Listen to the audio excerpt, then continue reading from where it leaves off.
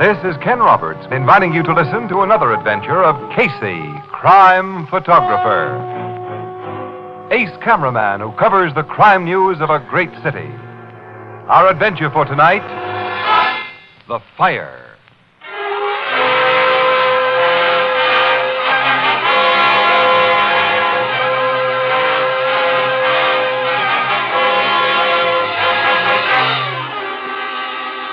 Morning. The first faint glow of dawn is lighting the sky. Inside a small, cheaply furnished apartment in a shabby, old-fashioned building glows the more sinister light of fast-spreading flame. Outside its locked door, firemen swing their axes and... The blaze is in that corner, Ed. We may kill it with a hand extinguisher, Chief. I think we can. Get into the bedroom, Joe. Anyone sleeping there's probably overcome. I'll attend to him. Chemicals over there, boys. We'll soon have this one licked. Yeah, but not if we'd got the alarm a minute later. You're right, Ed. This could have been a racer. Chief! What is it, Joe? Come here. Take a look. Where? Lying half under the bed. This guy. Oh, smoke got him. Smoke don't make a guy's head all bloody. Who? His skull's been crushed. Yeah, and that's what did it. That iron bar on the floor beside him. Hey, Joe, this man's been murdered.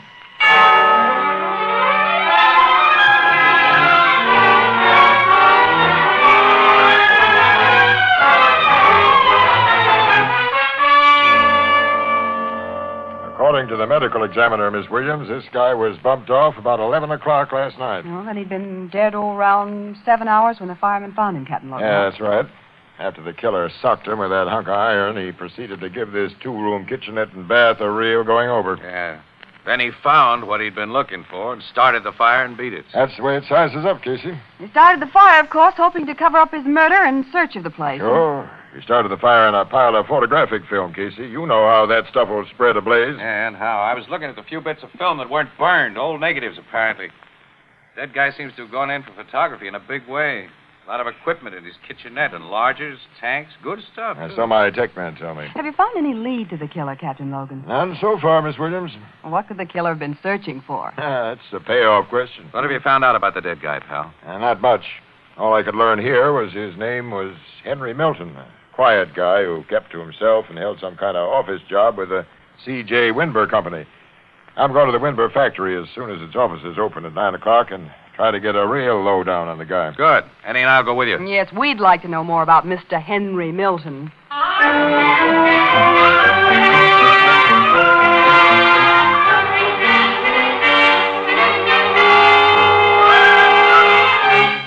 I'm shocked, deeply shocked to hear about the tragic death of poor, Hilton, Sergeant Rogan. Milton was the man's name, Mr. Winber, and mine's Logan, Captain Logan. Oh, yes, to be sure, Logan, yes. Good, faithful old Milton. I'd like you to tell me all you can about this man. Yes. Well, I think perhaps I'd better turn you over to my executive vice president. He keeps in slightly closer touch with details and personnel than I do. Oh, not that I'm unfamiliar with the people who work for me, Captain. I regard them all as partners and close friends, but, You rang, Mr. Winber? Yes, Purvis, tell Mr. Haywood I want to see him. Yes, sir. Just a minute. Has there been any news of Crowley yet? No, sir. Well, don't neglect to inform me at once if any message is received. You'll be told immediately, Mr. Winber. Yes, that's all. Get Haywood. Yes, sir. Now, Captain, as a policeman, you might give me a bit of advice. Yeah? You see, my cashier, a chap named Crowley, went away on a 2-week vacation 16 days ago. He was due back at his desk day before yesterday, but he hasn't appeared. And nobody in the plant here or at his home has received even so much as a postal card from him since he left. Now, do you think I have reason for concern? If he was my cashier, I'd feel concerned. Have you investigated the books? Not yet, but... You better have an audit done on those books right away. Your man is bonded, of course. Oh, yes, the firm will face no loss, but I pride myself on my judgment of character, and it would be a sad blow. Oh, you're here, Haywood. Yes, C.J.? This gentleman is Captain Logan of the police. Police? Yes, this is Mr. Haywood, my executive vice president, Captain. How do you do? Nice to know you, Captain. And that lady and gentleman over there, will you introduce them, Captain? Miss Williams, Mr. Hayward, and Mr. Casey. They're on the Morning Express. How do you do, Mr. Haywood? How are you? A pleasure. Policemen and newspaper people. This must mean that you've got bad news about Crowley, C.J. unpleasant news. No, this gentleman and lady are here about a murder. Murder? A man employed in your offices was killed last night and his body discovered early this morning. A man named Milton. Not Henry Milton. That's the name. Yes, poor old Henry. He was in our sales department, Haywood. He was a bookkeeper, C.J., third assistant in Crowley's department. Oh, yes. Well, that's what I meant. How was he murdered, Captain? Tell me. Will you excuse me, as Captain Logan has already told me the distressing news and I have other things to do? You won't mind. Go ahead, Mr. Winburn. Thank you. It's been a pleasure meeting you, Miss, William. Yes, of course. And you, Mr. Casey. Oh, yes, quite so, yes. Please call on me when I can give you some more assistance, Captain. I'm always ready to help. Thanks. Good morning to you all. Good morning. Well, now maybe we'll find out something, Casey. About time. I heard your comment, Miss Williams. Evidently you haven't had a very illuminating interview with Mr. Winber. Mr. Haywood, it was a total blackout. That guy must have inherited this big outfit. Huh? He did, from his father. Oh, don't misunderstand him. C.J. is a grand fellow, very shrewd in his way. He simply doesn't keep in touch with many things that... Those things are my job. Tell me about Henry Milton, Captain. I came here to be told things about him, Mr. Haywood. How long did he work for this firm? Well, I'd say offhand, at least 6 years. He was an excellent bookkeeper. What do you know about him personally? Only that he was a bachelor, without any apparent vices. He was a quiet fellow who kept to himself. And, well, I'll be surprised if anybody here can tell you much more. I'd like to speak to some of the other people in his department. Yes, sir? Send them in here one by one, and without any knowledge of his murder or my purpose. Very well. Excuse me. I'm afraid we're not going to get very much here, Casey. Yeah, it seems this Milton was a kind of mystery man. Oh, Casey, did you notice the gorgeous diamond that Mr. Haywood wears on his finger? Quite a ring, isn't it, Annie? Yeah, I must have turned a delicate shade of envious lettuce green when I saw it. It's 4 carats at least. A beautiful engagement size. Yeah, Casey, why don't you buy your girlfriend a little piece of ice like that? Yeah, why don't I also buy a yacht and a country estate? Yeah, but Haywood doesn't flash the only big headlight in this joint. The one C.J. Winber had on his finger wasn't broken off any bottle. Mr. Winber wore a diamond ring? Yeah. Did you notice it, Annie? Well, no. I didn't either. Huh. I don't know how you could have missed it. Oh, well, come to think of it, though, he turned the stone around to the inside of his hand while you were introducing yourself, Logan. Guess he's one of those nervous guys who fiddle with things they wear. I brought you our head bookkeeper, Captain Logan. Fine, Mr. Haywood. Now we can get back to business.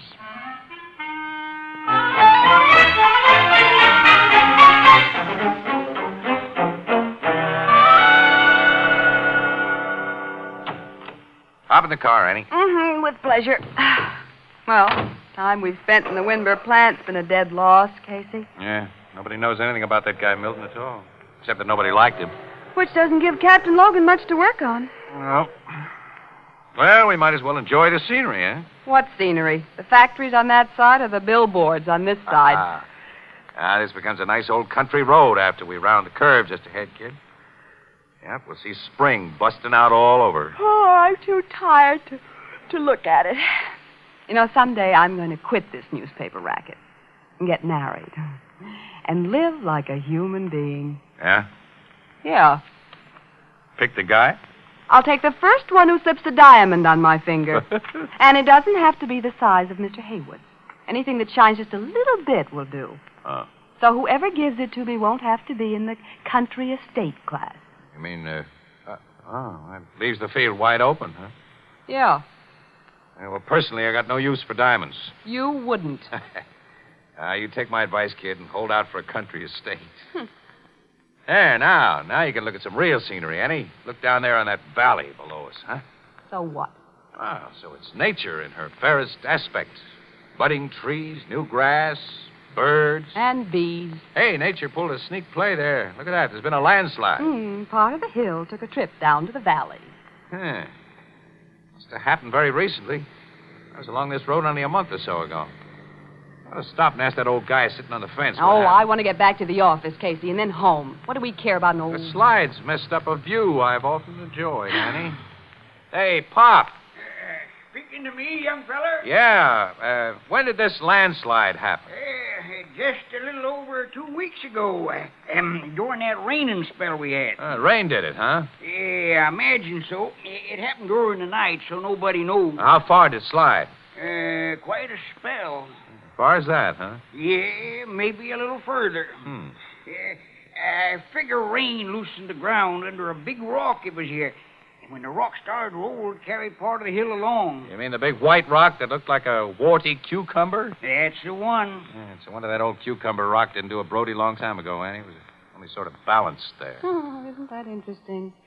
I've been telling folks for years it was going to fall someday and take half the hillside with it. I always said, let a strong man stick a 8-foot crowbar under that there rock in the right place, give a healthy heave, and over she'd go.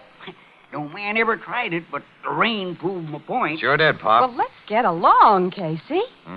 Oh, okay, Ann. Well, thanks, Pop. So long. So long, young fella. Good luck to you and your missus. I'm not his missus. I'm not even a friend. Well, Annie. I hate men who have no use for diamonds.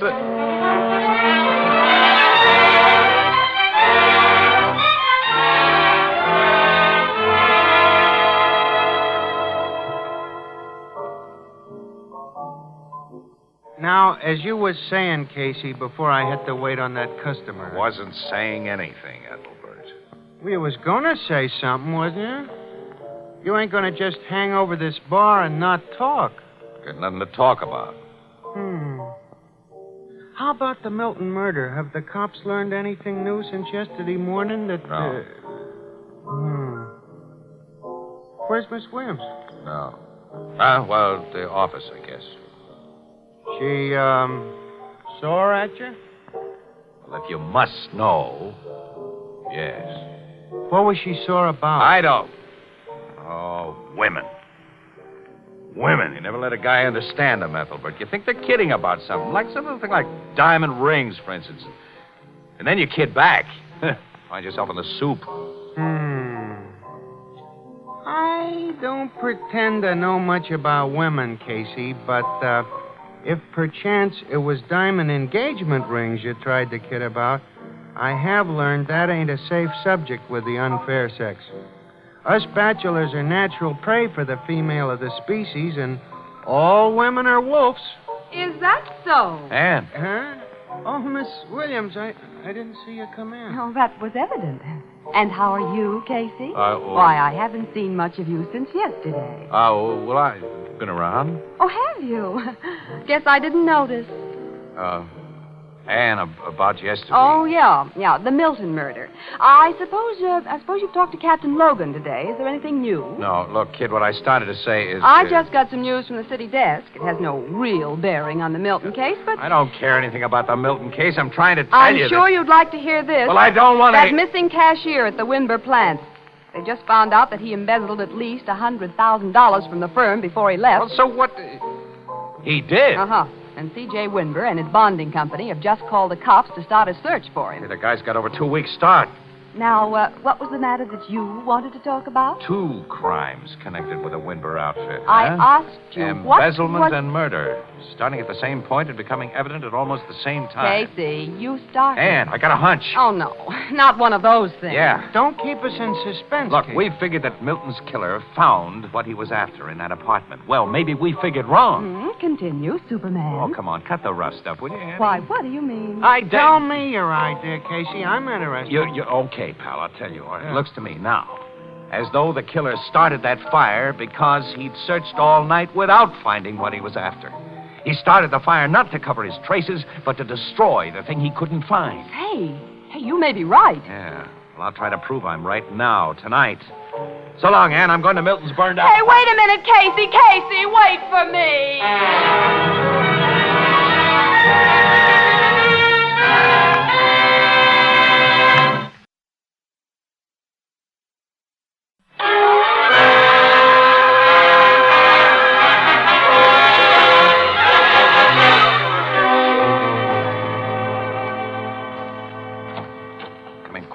Let me close this door. Dark in here.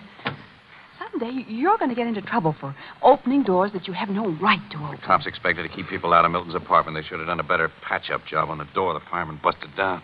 You know, I expected a cop to be on guard out there. So did I. Homicide guys went over this joint so thoroughly, I guess Logan figured there was nothing to guard here. Well, they went over it so thoroughly that I can't imagine us finding anything that they missed.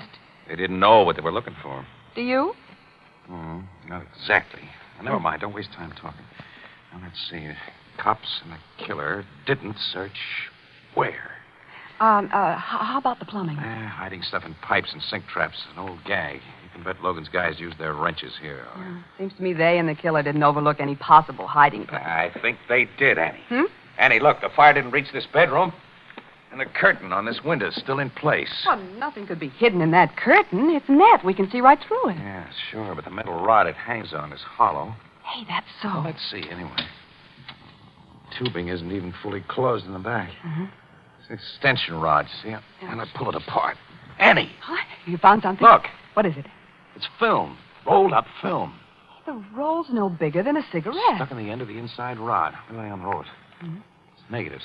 35-millimeter negatives. 4, 5, 6 of them. What are the pictures on them? How can I tell in here? We'll take them out in the hall where there's light. Casey! Who are you? No! Don't hit me with that!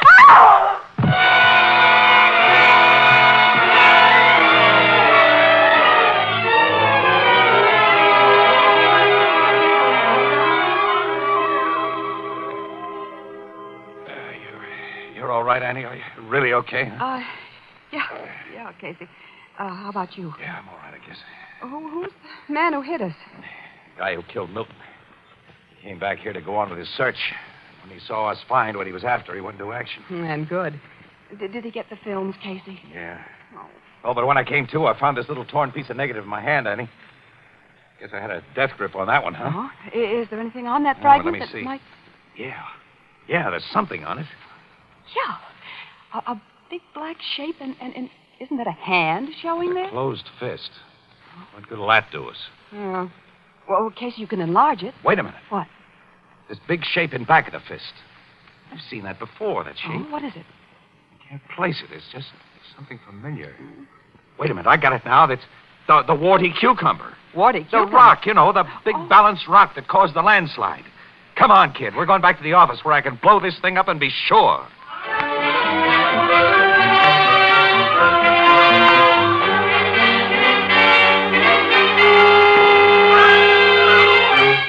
Look at this blow-up, Annie. It shows the big cucumber rock and plenty more. What more? The hand. It isn't simply a closed fist.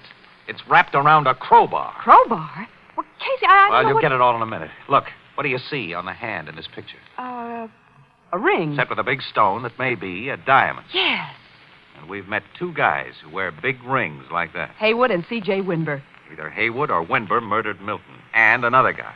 Another guy? Uh-huh. And either Haywood or Winber socked you and me just a little while ago. And I'm not forgetting that. But which one? Early tomorrow morning. You and I and Logan will go to the Winber factory and find out.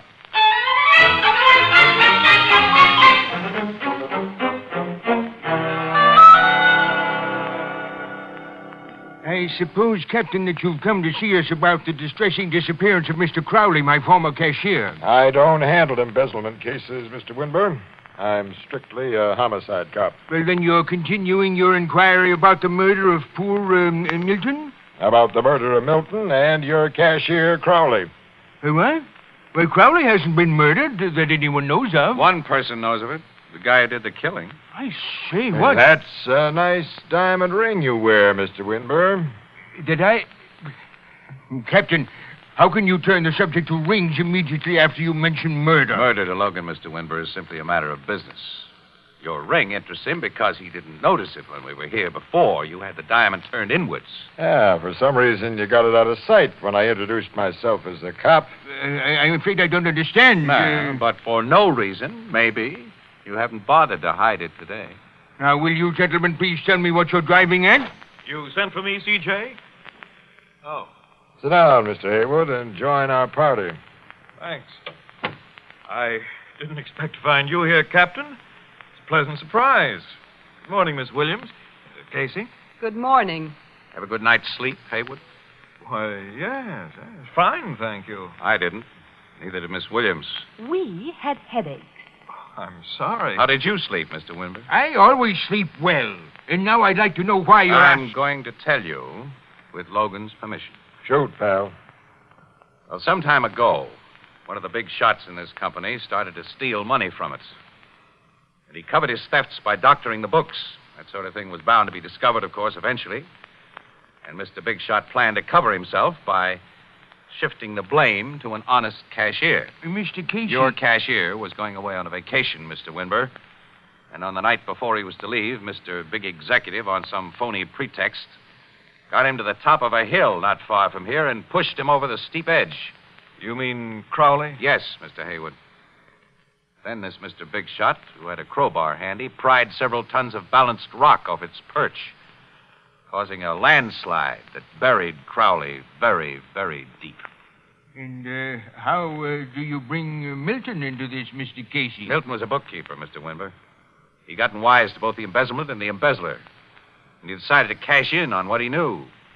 He began trailing this executive and sneaking pictures of him, very incriminating pictures.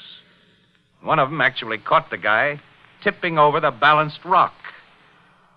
Finally, he showed prints of his pictures to Mr. Big Shot and told him to come across with heavy dough, or else... Milton tried to blackmail this Big Shot. Exactly, Mr. Haywood. The Big Shot then killed him, took the prints, and did his best to find the negatives that they'd been made from. But failing that, he tried to burn the negatives by setting fire to the place. But a fire company reached Milton's apartment before the blaze had done much damage. Well, I managed to find the negatives, and he got them away from me. But he left a little piece of one of the negatives in my hand. That's going to send him to the chair. And who is this man, Mr. Casey? The guy who wears a swell diamond ring, Mr. Winber. Good heavens, you don't think that I... No. You wore your ring today. But the guy who left that piece of negative in my hand last night knew that a ring might help to nail him. You're not wearing your diamond, Haywood. No. But I have a gun. Hayward, don't make a move, Captain. Or any of you. Haywood, you... I'm the man Casey's accusing, C.J. I don't know whether he can back up his accusation, but I'm taking no chances. I'm getting out of here, and no one's going to stop me. Is that so? Anne. Miss Williams. Well, he hit me on the head last night, didn't he? Yeah, but how did... This guy's out cold, and all you hit him with is that little handbag. This little handbag has half a brick in it. Half a brick? I put it in there this morning just hoping I'd get a chance like this. Logan, the female of the species is more deadly than the male.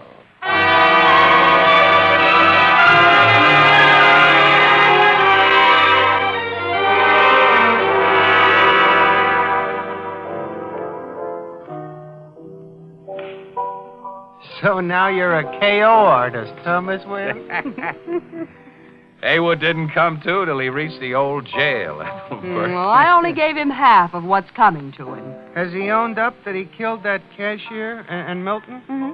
After a bulldozer went to work on that landslide this morning and uncovered the cashier's body.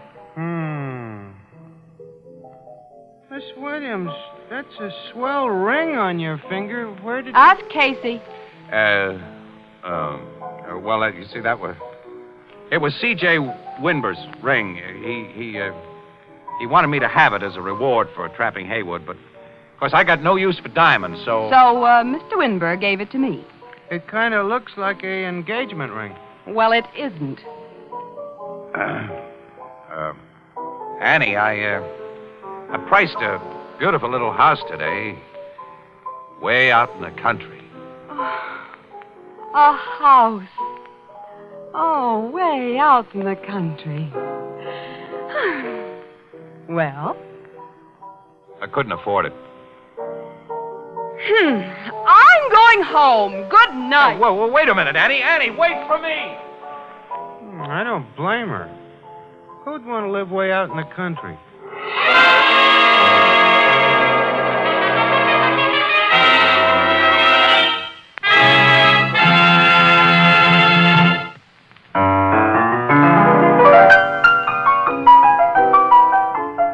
This adventure of crime photographer starring Stott Cotsworth as Casey came to you through the worldwide facilities of the United States Armed Forces Radio Service, the voice of information and education.